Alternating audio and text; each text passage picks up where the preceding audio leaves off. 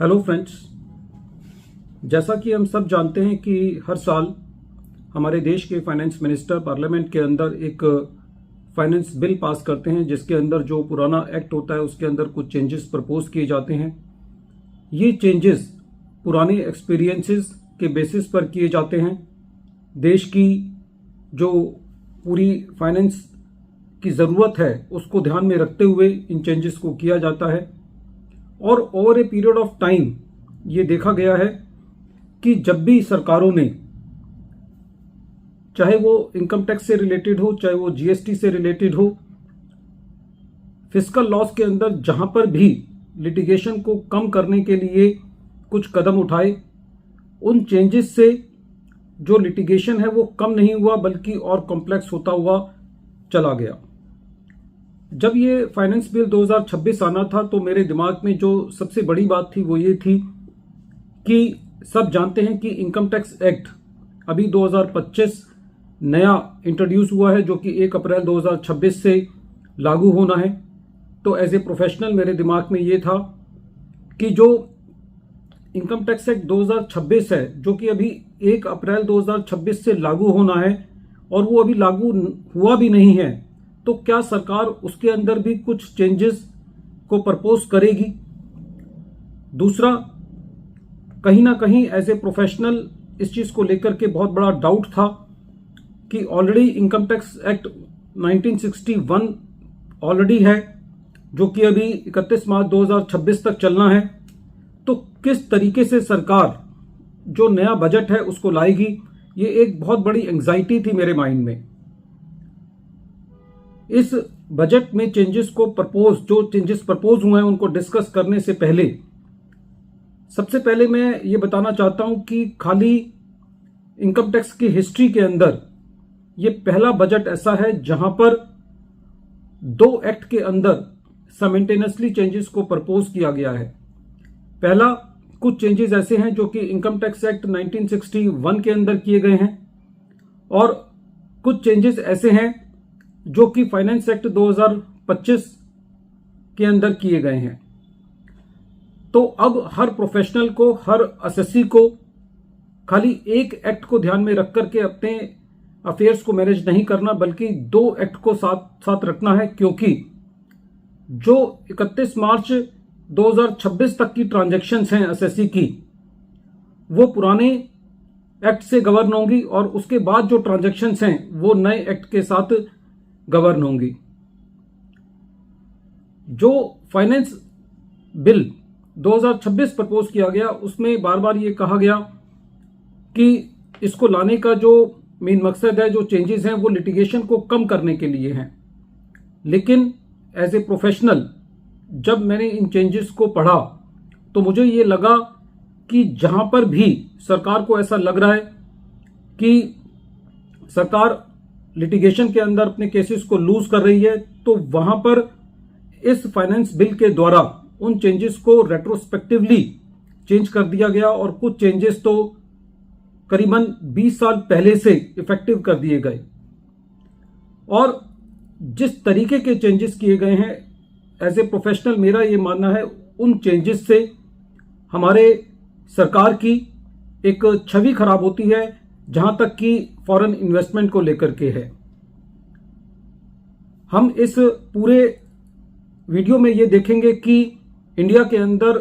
जो income tax की litigation है उसके अंदर कुछ भी सर्टेन नहीं है। इसका एक बेस्ट एग्जांपल ये है कि जब सेक्शन 148 नया इंट्रोड्यूस हुआ 2021 में, तो खाली एक सेक्शन जब सरकार ने चेंज किया तो उस सेक्शन के अंदर इतनी लिटिगेशन हुई जिसकी वजह से हजारों रिट पिटीशंस हाई कोर्ट गई, फिर मैटर सुप्रीम कोर्ट गया, और अब तो सरकार 2 एक्ट को साथ लेकर के चलना चाहती है, क्योंकि जो 31 मार्च 2026 तक के मैटर होंगे वो पुराने एक्ट से गवर्न होंगे, और उसके बाद के जो मैटर हैं वो नए एक्ट से गवर्न होंगे। जो नया एक्ट है वो करीबन पुराने एक्ट की एक तरीके से कॉपी है, उसके अंदर कोई ज्यादा सब्सटेंशियल चेंजेस नहीं है, और जो भी चेंजेस इस बजट में प्रपोज किए गए हैं वो मैक्सिमम सरकार के फेवर में जाते हैं, और वो खाली इस चीज को दर्शाते हैं कि हमारी सरकार की जो संकीर्ण मानसिकता है लिटिगेशन को दूर करने की, वो कहीं पे भी इतने फ्रीक्वेंट चेंजेस करके उसको अचीव नहीं किया जा सकता। सबसे पहला जो चेंज प्रपोज किया गया है वो मोटर एक्सीडेंट क्लेम ट्रिब्यूनल से जो भी क्लेम एसएससी को रिसीव होता है और जो उस क्लेम पर एसएससी को इंटरेस्ट मिलता है, कई बार ऐसा होता है कि एसएससी ने कोई क्लेम किया, वो क्लेम ट्रिब्यूनल ने कम प्रपोज किया और उसके लिए फिर जब कोई एसएससी लिटिगेशन में जाता है तो उसको अपने एक्सीडेंट के क्लेम पर जो इंटरेस्ट मिलता है उसको लेकर के काफी डिस्प्यूट था कि वो इंटरेस्ट टैक्सेबल है या नहीं। अब 1 अप्रैल 2026 से इस बात को स्पेसिफिकली बोल दिया गया है कि जो भी इंटरेस्ट मिलेगा मोटर व्हीकल एक्सीडेंट ट्रिब्यूनल के फैसले के द्वारा, वो इंटरेस्ट जो है वो उस पर टैक्स नहीं लगेगा।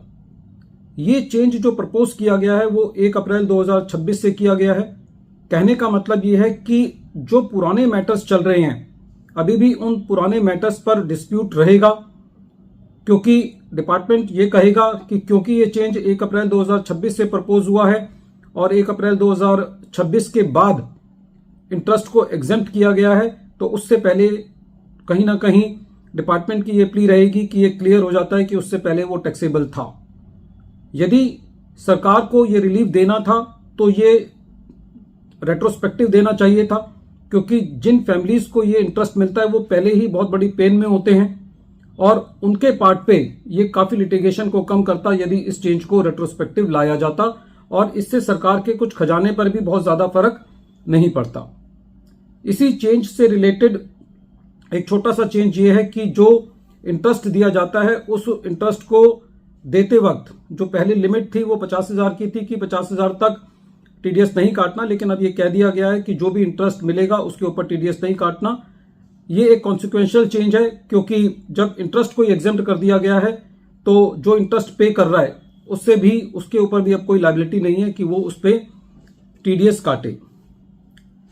सेकंड चेंज एक क्लैरिफिकेटरी चेंज है, जहां पर कुछ एसएससीज कोई ऐसा काम करते हैं कि जो मैन पावर सप्लाई करते हैं, तो उसके लिए डाउट था कि उसको सेक्शन 194C के तहत कॉन्ट्रैक्ट माना जाए या ना माना जाए, उस पर 2% टीडीएस कटेगा या वो प्रोफेशनल कैटेगरी के अंदर 10% टीडीएस कटेगा। तो उसको अब क्लैरिफाई कर दिया गया है कि जहां पर भी मैन पावर सप्लाई की बात होगी वो एज पर वर्क, जिसको कॉन्ट्रैक्ट वर्क बोलते हैं, उसके हिसाब से टीडीएस कटेगा। थर्ड चेंज ये प्रपोज किया गया है कि कई बार ऐसा देखने को मिलता है कि जो एसएससीज होते हैं वो डिपार्टमेंट में ये इस चीज की एप्लीकेशन लगाते हैं कि उनका टीडीएस जो है वो कम रेट से कटे या टीडीएस ना कटे। तो ये application at present assessing officer को फिजिकली जाकर के लगानी होती है।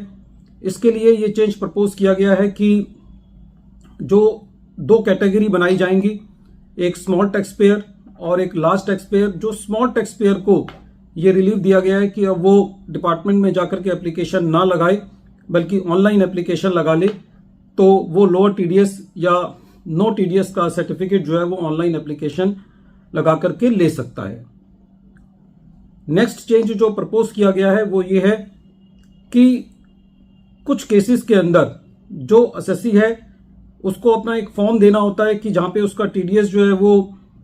ना कटे या कम रेट से टीडीएस कटे।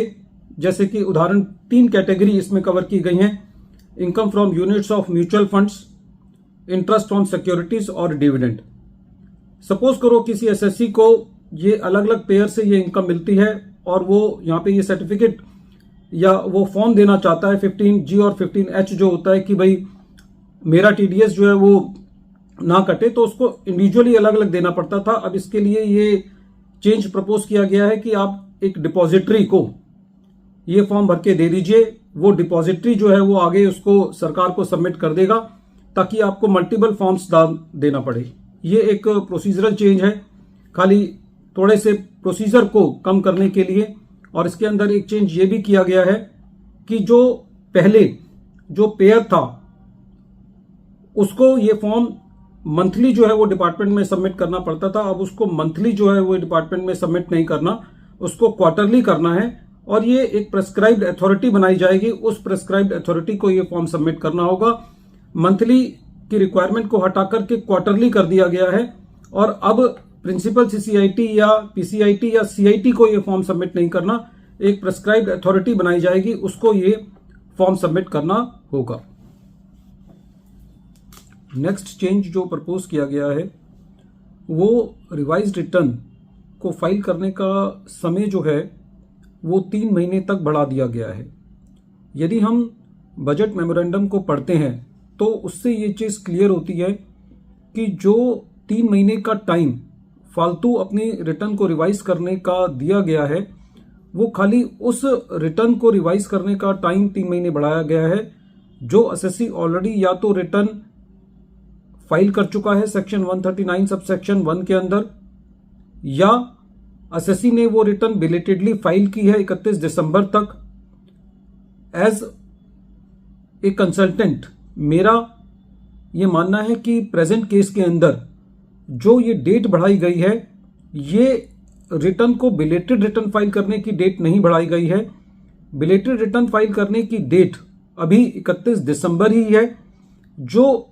रिटर्न रिवाइज करने की जो टाइम है उसको 3 महीने बढ़ाया गया है। एसएससी के पास ये अधिकार होगा कि या तो वो अपनी ओरिजिनल रिटर्न जो उसने फाइल की या उसने जो अपनी बिलेटेड रिटर्न फाइल करी उसके लिए सरकार ने 3 महीने का टाइम एसएससी को फालतू दिया है कि वो जनवरी फरवरी मार्च के अंदर अपनी उस रिटर्न को रिवाइज कर सकता है। लेकिन मेरा ये मानना है कि यदि एसएससी ने अपनी रिटर्न फाइल नहीं की 31 दिसंबर तक तो उसके पास ये 3 महीने का टाइम अवेलेबल नहीं होगा अपनी रिटर्न को बिलेटेडली फाइल करने का। दूसरा, ये जो टाइम 3 महीने का एक्स्ट्रा दिया गया है इसके लिए भी सरकार फीस लेगी। यदि आपकी रिटर्न जो है,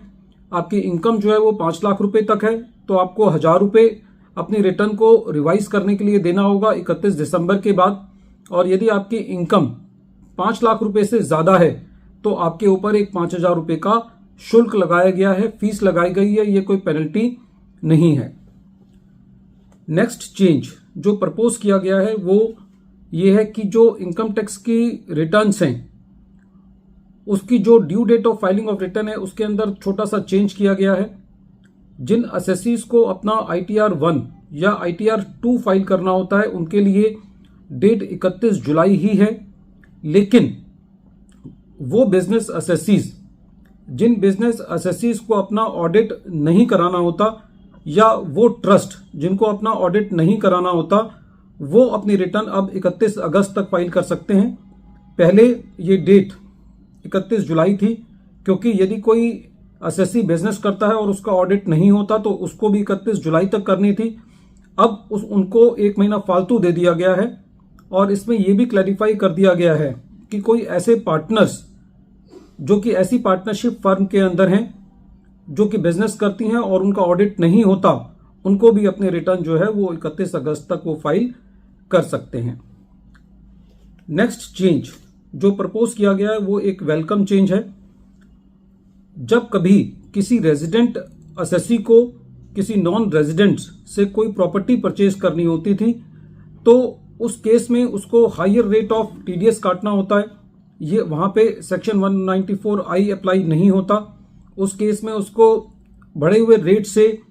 टीडीएस काटना होता है और यहां एसएससी के लिए तकलीफ नहीं थी। एसएससी के लिए तकलीफ ये थी कि उसको टीडीएस को जमा करने के लिए 10 नंबर लेना पड़ता था, अपनी टीडीएस की रिटर्न फाइल करनी पड़ती थी। लेकिन उसके अंदर अब ये रिलैक्सेशन दे दी गई है कि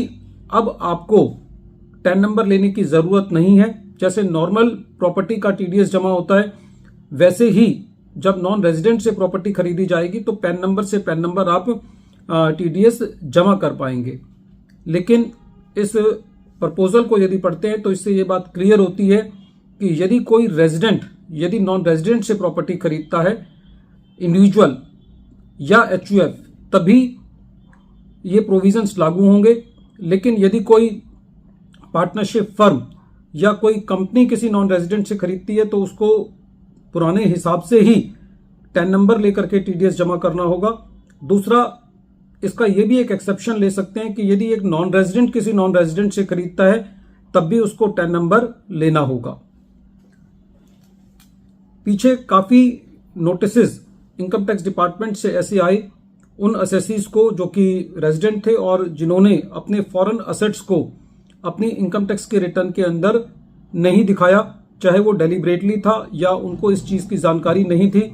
कि उनको ये असेट अपनी इनकम टैक्स के रिटर्न में दिखाना है। तो इसके लिए एक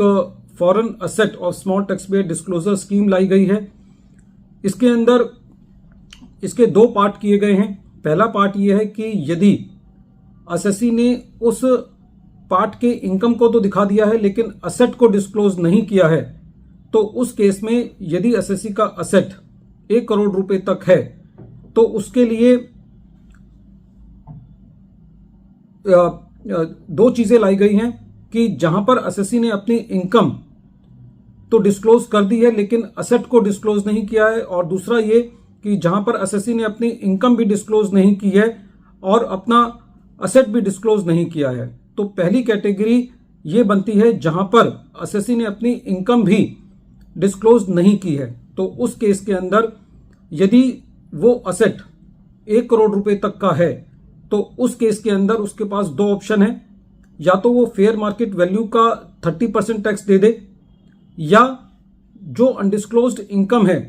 उसका 30% टैक्स दे और एक एडिशनल टैक्स 30% दे, तब उसको प्रोसिक्यूशन से इम्यूनिटी मिलेगी।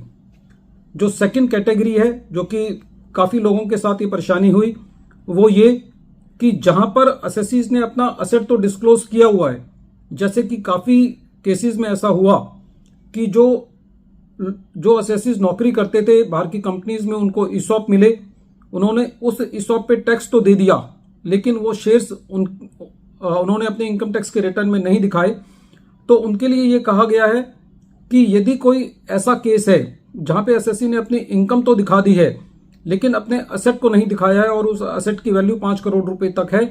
तो खाली वो ऐसे एसएससीज 1 लाख रुपए फीस दे करके ब्लैक मनी एक्ट के रिगर से बच सकते हैं। नेक्स्ट चेंज जो प्रपोज किया गया है वो पेनल्टी प्रोविजंस के अंदर किया गया है।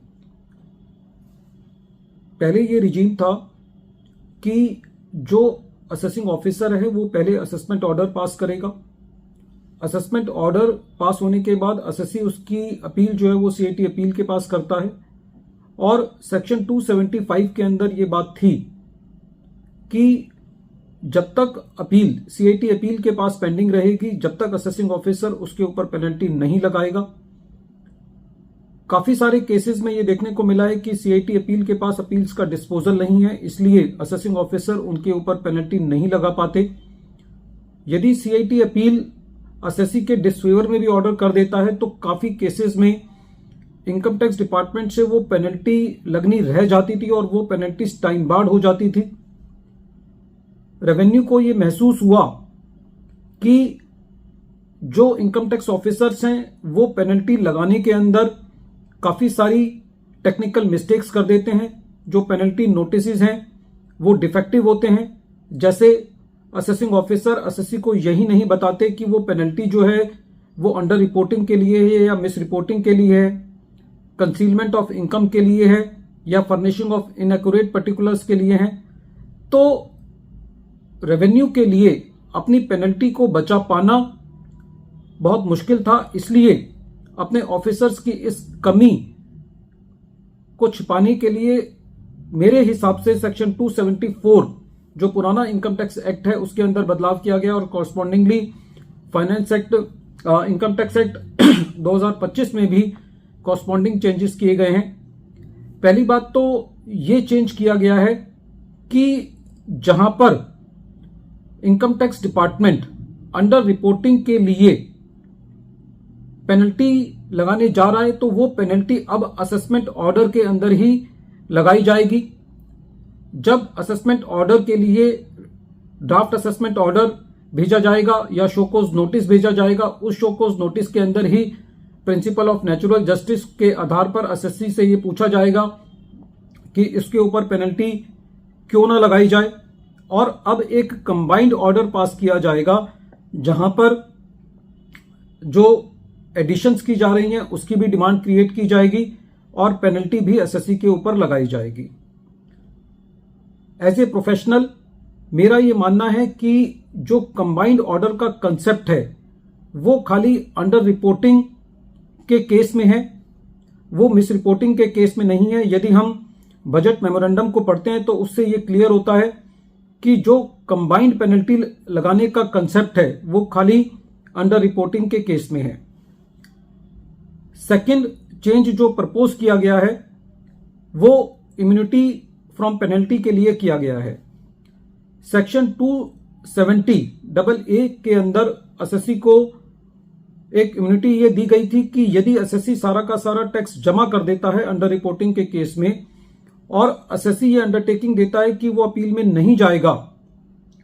तो एसएससी के पास ये अधिकार है कि वो 1 महीने के अंदर टैक्स जमा करके वो फॉर्म फाइल कर सकता है, फॉर्म 68 है। और फिर असेसिंग ऑफिसर को 3 महीने के अंदर, जिस महीने के अंदर एसएससी अपने इस ऑप्शन को एक्सरसाइज करता है, एक ऑर्डर पास करना होता है इम्यूनिटी के लिए। ये इम्यूनिटी एसएससी को मिस रिपोर्टिंग के लिए अवेलेबल नहीं थी। दोबारे सरकार ने ये महसूस किया कि जो असेसिंग ऑफिसर्स हैं वो पेनल्टी के जो ऑर्डर्स हैं वो इतने लूजली बनाए जाते हैं कि वो पेनल्टी जो है वो आगे जाकर के टूट रही थी। डिपार्टमेंट के लिए उन केसेस को कंटेस्ट करना बड़ा मुश्किल हो रहा था। तो एसएससीज को एक लालच दिया गया है कि जहां पर आपके ऊपर मिस रिपोर्टिंग की पेनल्टी लगाई जाती है वहां पे यदि आप पूरा टैक्स पे कर देते हैं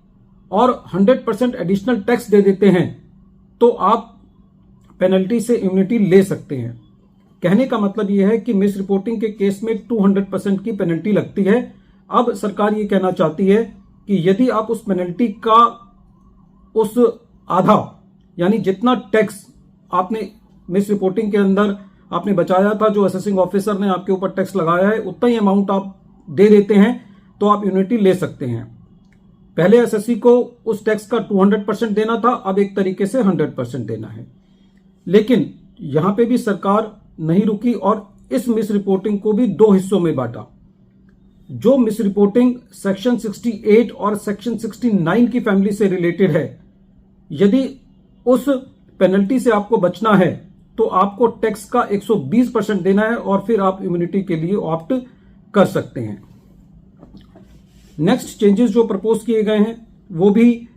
पेनल्टीज के रिस्पेक्ट में है। जब भी टैक्स ऑडिट की कोई पेनल्टी लगती है तो जनरली ये देखा गया है कि एसएससी उसको कंटेस्ट करता है और कहीं ना कहीं एक रीजनेबल कॉज दिखा करके एसएससी उस पेनल्टी को बचा ला पाता है। सरकार ने महसूस किया कि ये पेनल्टीज भी असेसिंग ऑफिसर सही तरीके से नहीं लगा पा रहे, तो जो टैक्स ऑडिट को लेट फाइल करने की पेनल्टी थी उसको फीस में कन्वर्ट कर दिया गया है। जो मैक्सिमम पेनल्टी थी टैक्स ऑडिट की वो 1.5 लाख रुपए थी, अब इसको फाइन के अंदर कन्वर्ट करके 75,000 रुपए और 1.5 लाख रुपए कर दिया गया है। यदि आप tax audit with in 1 month file कर देते हैं तो आपको 75,000 रुपए की फीस देनी है और यदि आप 1 महीने के बाद का डिफॉल्ट करते हैं तो आपको 1.5 लाख रुपए पेनल्टी देनी है। इसी तरीके से जो ट्रांसफर प्राइसिंग की रिपोर्ट है, यदि आप उसको 1 महीने तक डिले करते हैं तो 50,000 रुपए की फीस देनी है और उसके बाद करते हैं तो आपको 1 लाख रुपए की फीस देनी है। इसी सीरीज में जो थर्ड कैटेगरी है वो है फर्निशिंग स्टेटमेंट। जो AIR वगैरह की इंफॉर्मेशन की जो स्टेटमेंट देनी होती है, यदि आप उसके अंदर डिले करते हैं तो उस पेनल्टी को भी फीस के अंदर कन्वर्ट कर दिया गया है और पर डे के हिसाब से फीस लगा दी गई है और मैक्सिमम फीस जो है वो अब 1 लाख रुपए उसके ऊपर होगी। तो ये बात बिल्कुल क्लियर है कि सारी पेनल्टीज के लिए एसएससी को लालच दिया गया है कि वो उसकी एवज में भी टैक्स जमा कर दे और इम्यूनिटी ले, और जो भी पेनल्टीज, जो छोटी छोटी पेनल्टीज हैं जो एसएससी के ऊपर लगाई जाती थी उसको धीरे धीरे अब फीस में कन्वर्ट किया जा रहा है, क्योंकि जो फीस है उसके लिए एसएससी जो है वो अपील में नहीं जा सकता। प्रोसिक्यूशन जो प्रोविजंस हैं प्रोसिक्यूशन के, उनके अंदर रिलैक्सेशन करने की कोशिश की गई है। पहला जो बड़ा चेंज किया गया है प्रोसिक्यूशन प्रोविजंस के अंदर वो ये है कि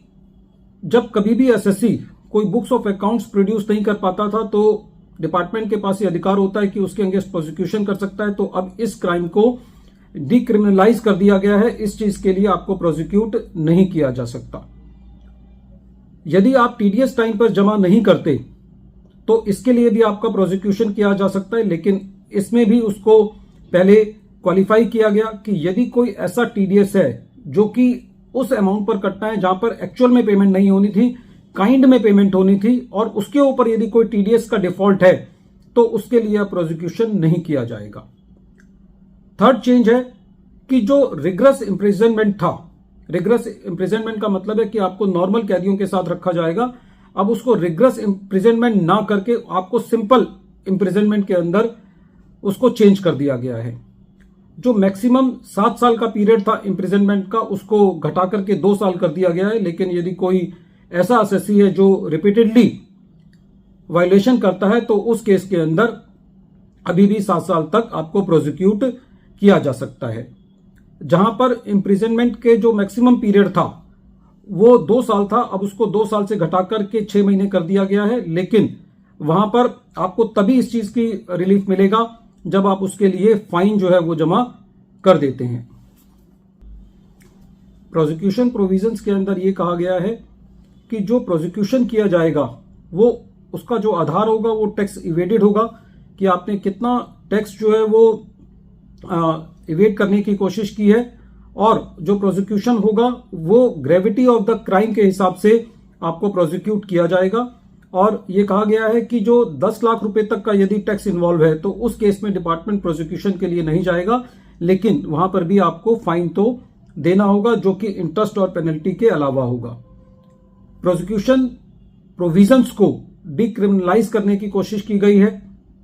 इनकम टैक्स एक्ट 1961 में भी पैरेलल चेंजेस किए गए हैं, इनकम टैक्स एक्ट 2025 में भी पैरेलल चेंजेस किए गए हैं, और जो प्रोसिक्यूशन प्रोविजंस थे वो पहले ही इतने कॉम्प्लेक्स थे और उनके अंदर इतने सारे चेंजेस करके,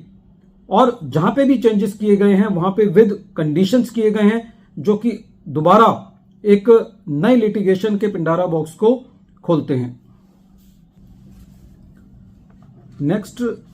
चेंज जो प्रपोज किया गया है वो सेक्शन 115 BBE के अंदर किया गया है, और रिस्पेक्टिव चेंज ही इनकम टैक्स एक्ट 2025 में भी किया गया है। जैसा कि हम सब जानते हैं कि 2017 के अंदर जब डिमोनेटाइजेशन का टाइम था तो सेक्शन 115 BBE के अंदर जो 30% का टैक्स रेट था उसको बढ़ा करके 60% कर दिया गया है। लेकिन अब सरकार को ये महसूस हुआ कि ये रेट बहुत अनरीजनेबल है, अब इसको दोबारे 60% से घटा करके 30% कर दिया गया है। जैसा कि हम सब जानते हैं कि यदि सरकार कुछ रियायत देती है तो साथ के साथ कोई ना कोई रियायत ले भी लेती है।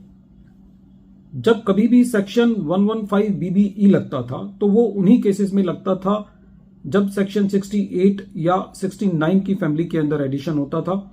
और जब सेक्शन 68 और 69 लगता है तो उन केसेस के अंदर जो पेनल्टी है वो सेक्शन 271AA के अंदर लगती थी, जो कि tax 10% of the tax evaded थी। अब ये कहा गया है कि जहां पर भी सेक्शन 68 और 69 की फैमिली का एडिशन होगा, कॉरस्पॉन्डिंगली जो इनकम टैक्स एक्ट 2025 है उसके अंदर जहां पर भी ये एडिशंस होंगे तो वहां पर अब ये माना जाएगा कि असेसी ने मिस रिपोर्टिंग की है और पेनल्टी 200% होगी। फ्रेंड्स, यदि हम पुराने रिजीम में देखें, यदि किसी के ऊपर मोटे तौर पे 60 रुपए का टैक्स लगता था 100 रुपए के ऊपर 60%, तो उसको पेनल्टी जो है वो सेक्शन 271AA के अंदर 10% देनी है, यानी 60 रुपए और प्लस 6 रुपए 66 रुपए। लेकिन अब टैक्स रेट तो 60 की जगह 30 कर दिया गया है, लेकिन क्योंकि ये मिस रिपोर्टिंग है तो मिस रिपोर्टिंग के अंदर 200% ऑफ द टैक्स इवेडेड है। टैक्स इवेडेड 30 रुपए हुआ, इसका 200% 60 रुपए हुआ, तो 30 प्लस 60 90। तो यानी कि जो पहले 66 था अब उसको 90 कर दिया गया है। तो ये खाली एक आई वॉश है। जो सेक्शन 68 और 69 है वो पहले भी खतरनाक थे और अब भी खतरनाक हैं। कुछ सर्च के प्रोविजंस को रैशनलाइज करने की कोशिश की गई है। जब किसी एसएससी के यहां सर्च होती है और उस एसएससी के यहां किसी और एसएससी के डॉक्यूमेंट्स मिलते थे तो उसकी भी income tax department block assessment करता था, लेकिन अब इसको रैशनलाइज ये किया गया है कि यदि आपको किसी एसएससी की सर्च में दूसरे एसएससी से कोई रिलेटेड आपको डॉक्यूमेंट मिलता है तो आप खाली ईयर वाइज उसके केस को खोलिए, पूरे साल की ब्लॉक असेसमेंट को ना खोलिए। नेक्स्ट इसमें यह चेंज किया गया है कि जो सर्च एसएससी है जिसके यहां सर्च हुई है उसका जो असेसमेंट करने का जो लिमिटेशन पीरियड है वो पहले 12 महीने था, उस क्वार्टर के एंड से जिस क्वार्टर में यहां सर्च हुई। अब पहली बात तो उस 12 महीने के पीरियड को बढ़ा करके 18 महीने कर दिया गया है, ऑफिसर्स को 6 महीने का समय फालतू दिया गया है। दूसरा, पहले ये डाउट होता था कि जो 18 महीने हैं वो कहां से कैलकुलेट किए जाएंगे। Last of the authorization of the search warrant जो होती है उसको जनरली कोर्ट्स का ये कहना था कि उसको डेट ऑफ सर्च मान के वहां से लिमिटेशन पीरियड देखना है, लेकिन अब क्लियर कर दिया गया है कि जिस डेट पर सर्च इनिशिएट हुई है उस क्वार्टर का आखिरी देखना है और वहां से 18 महीने कैलकुलेट करने हैं। कुछ चेंजेस अपडेटेड रिटर्न के लिए किए गए हैं। जैसा कि हम जानते हैं कि 4 साल तक अपडेटेड रिटर्न फाइल की जा सकती है यदि एसएससी 25%, 50%, 60% या 70% टैक्स जो है वो फालतू देता है। पहले अपडेटेड रिटर्न उस केस में फाइल नहीं की जा सकती थी जहां पे एसएससी को सेक्शन 148 का नोटिस इशू हो गया था, लेकिन अब ये कहा गया है कि यदि सेक्शन 148 का नोटिस इशू हो गया है और एसएससी खुद सुमोटो आता है और ये कहता है कि मेरी कोई इनकम मुझसे लेने से रह गई है, तो वो अब अपनी अपडेटेड रिटर्न फाइल करके जो 10% उसको एक्स्ट्रा टैक्स देना होगा और फिर वो भी अपडेटेड रिटर्न फाइल कर सकता है। सेकंड, इसके अंदर ये चेंज किया गया है कि पहले अपडेटेड रिटर्न खाली तभी फाइल हो सकती थी जब एसएससी कुछ टैक्स दे रहा है सरकार को, लेकिन यदि एसएससी अब पहले रिटर्न लॉस की फाइल की है लेकिन वो अपने लॉस को रिड्यूस करना चाहता है तब भी एसएससी जो है वो अपनी अपडेटेड रिटर्न फाइल कर सकता है, और यदि कोई एसएससी एडिशनल इनकम दिखाता है अपडेटेड रिटर्न के द्वारा तो उसके ऊपर पेनल्टी नहीं लगेगी। नेक्स्ट चेंज जो प्रपोज किया गया है वो मैट के प्रोविजंस में किया गया है। पहला तो मैट के अंदर ये बदलाव किया गया है कि मैट खाली उन्हीं कंपनीज को क्रेडिट मिलेगा जो कि न्यू टैक्स रिजीम के अंदर हैं। दूसरा, इसके अंदर ये चेंज किया गया है कि जो 15% का रेट था मैट का घटा करके उसको 14% कर दिया गया है, और जो मैट का क्रेडिट पुराने सालों का अवेलेबल है वो जिस साल का क्रेडिट था उसके खाली 15 सालों तक मिलेगा, और जो फ्यूचर टैक्स ईयर्स के अंदर जो भी क्रेडिट होगा, जो भी मैट के अंदर टैक्स दिया जाएगा उसका कोई भी क्रेडिट नहीं मिलेगा। नेक्स्ट चेंज जो प्रपोज किया गया है वो बायबैक ऑफ शेयर्स के केस में किया गया है। पिछले बजट्स के अंदर ये था कि जो बायबैक के अंदर जो अमाउंट मिलेगा उसको डिविडेंड के बतौर ट्रीट किया जाएगा। अब उसका नेचर चेंज कर दिया गया है। अब ये कहा गया है कि वो उसके ऊपर कैपिटल गेन लगेगा। इसके अंदर भी 2 कैटेगरी कर दी गई हैं। जो प्रमोटर डोमेस्टिक कंपनीज हैं उनको 22% टैक्स देना होगा, और जो अदर देन प्रमोटर कंपनीज हैं उनको 30% टैक्स देना होगा। कुछ टीसीएस के रेट्स चेंज किए गए हैं जो कि लिबराइज्ड स्कीम के अंदर आते हैं। इसके अंदर जो मेडिकल से रिलेटेड है और जो एजुकेशन से रिलेटेड है वहां पर आपको जो पहले 5% टीसीएस का रेट था उसको कम करके 2% कर दिया गया है, और ये टीसीएस तभी काटना है जब पैसा जो है वो 10 लाख रुपए से ज्यादा ट्रांसफर किया जा रहा है। बाकी पर्पसेस के लिए पहले भी 20% रेट था और अब भी 20% रेट है। कुछ एसटीटी के रेट्स के अंदर भी चेंजेस को प्रपोज किया गया है। नेक्स्ट चेंज जो प्रपोज किया गया है वो ये कहा गया है कि जिनके पास सवर्नियर गोल्ड बॉन्ड्स हैं उनके ऊपर कैपिटल गेन टैक्स से उनको एग्जम्पशन दी गई है, लेकिन ये इसके लिए 3 कंडीशंस हैं। पहली कंडीशन ये है कि ये खाली एग्जम्पशन इंडिविजुअल्स को मिलेगी, उसी केस में मिलेगी जब उन्होंने सवर्नियर गोल्ड बॉन्ड्स ओरिजिनली सब्सक्राइब किए हों, और तीसरी कंडीशन ये है कि जब उन्होंने उन बॉन्ड्स को रिडम्पशन तक रखा हो। नेक्स्ट चेंज जो प्रपोज किया गया है वो ये कहा गया है कि पहले यदि किसी को कोई डिविडेंड इनकम होती थी या म्यूचुअल फंड से इनकम थी तो उस केस में उस डिविडेंड इनकम का खाली 20% वो इंटरेस्ट का खर्चा क्लेम कर सकता था यदि एसएससी ने कोई इंटरेस्ट पे किया है। लेकिन अब इसके लिए भी ये कह दिया गया है कि कोई भी इंटरेस्ट का खर्चा एसएससी डिविडेंड इनकम से या म्यूचुअल फंड इनकम से क्लेम नहीं कर सकता। कहने का मतलब है उसको सारी डिविडेंड इनकम पर अब टैक्स देना होगा। कुछ चेंजेस रेट्रोस्पेक्टिव किए गए हैं। काफ़ी सारे केसेस में ये देखने को मिला था कि इनकम टैक्स डिपार्टमेंट, जो कि डीआरपी के केसेस हैं या ट्रांसफर प्राइसिंग के केसेस हैं, वहां पर बहुत सारे ऑर्डर्स ऐसे थे जिनको ट्रिब्यूनल्स ने और वेरियस कोर्ट्स ने लिमिटेशन के ग्राउंड पर खारिज कर दिया था। जो मेन डिस्प्यूट था वो ये था कि टीपीओ के ऑर्डर्स के केस में या डीआरपी के ऑर्डर्स के केस में जो लिमिटेशन डेट है वो सेक्शन 144 सबसेक्शन 4 के अंदर जो दी गई है या सेक्शन 144 सी सबसेक्शन 13 के अंदर जो दी गई है वहां से उनके हिसाब से लिमिटेशन डेट लेनी है, या ओवरऑल लिमिटेशन डेट जो सेक्शन 153 सी या 153 बी में है वो लेनी है।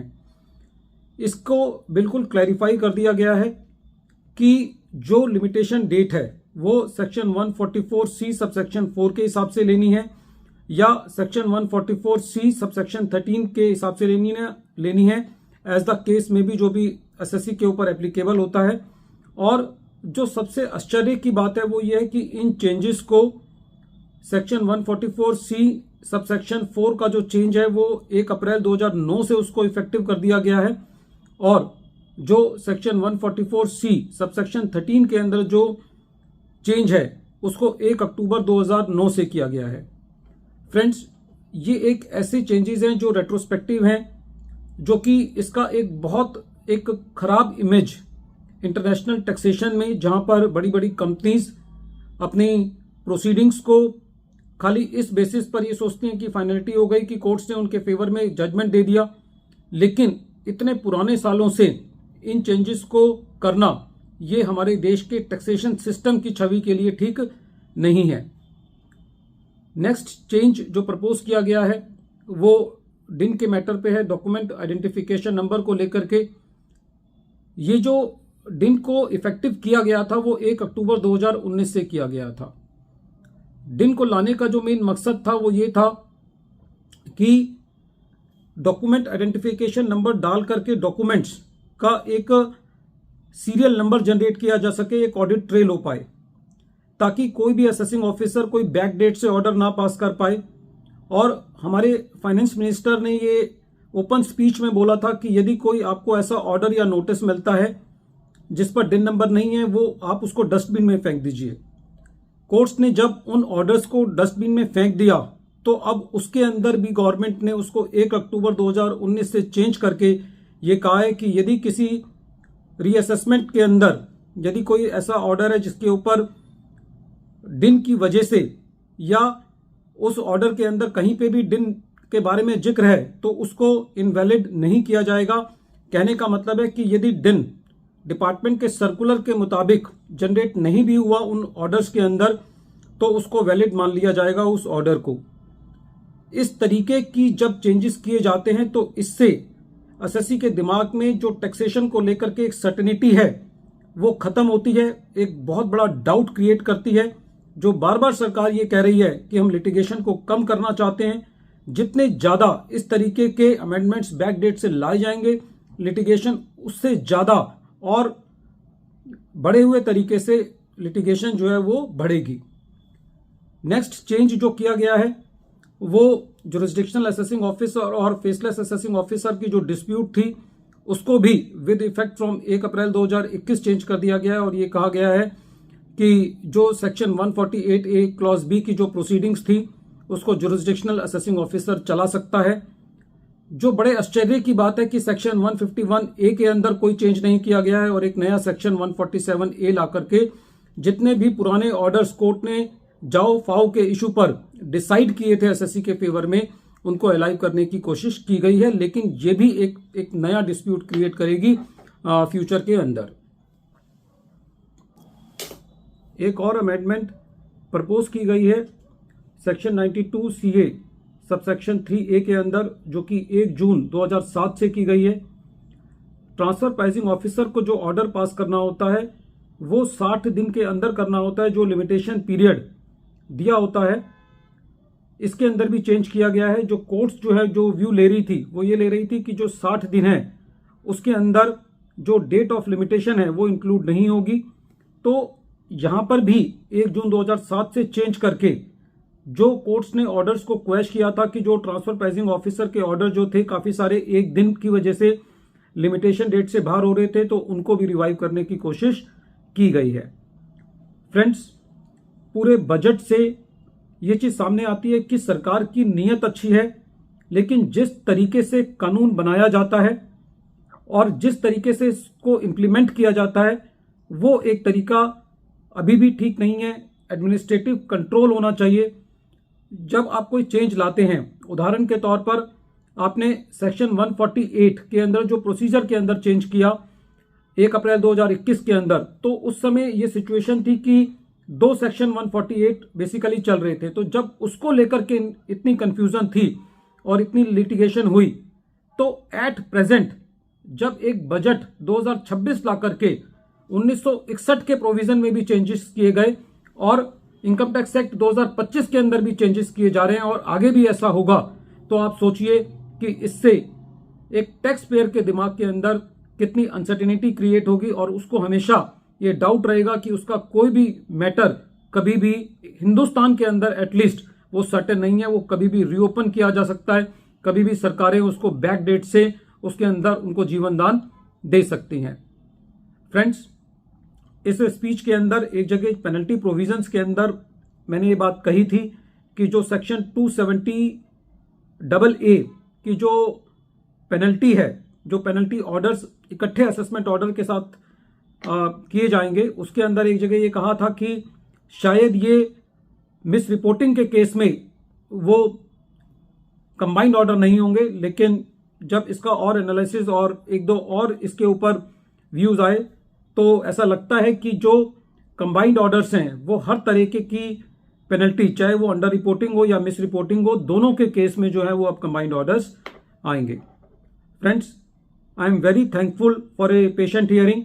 और मेरा इस बजट पे जो लेक्चर बनाने का मकसद है वो एक खाली एक थॉट प्रोसेस देना है। इसके ऊपर अभी बहुत क्लैरिटी आनी बाकी है। हो सकता है कि जो मैंने एनालिसिस किया और जो आपने एनालिसिस किया उसमें कोई डिफरेंस ऑफ ओपिनियन हो, तो ऑलवेज आपके जो सजेशंस हैं वो मेरे लिए बहुत इंपॉर्टेंट हैं। Thank you friends.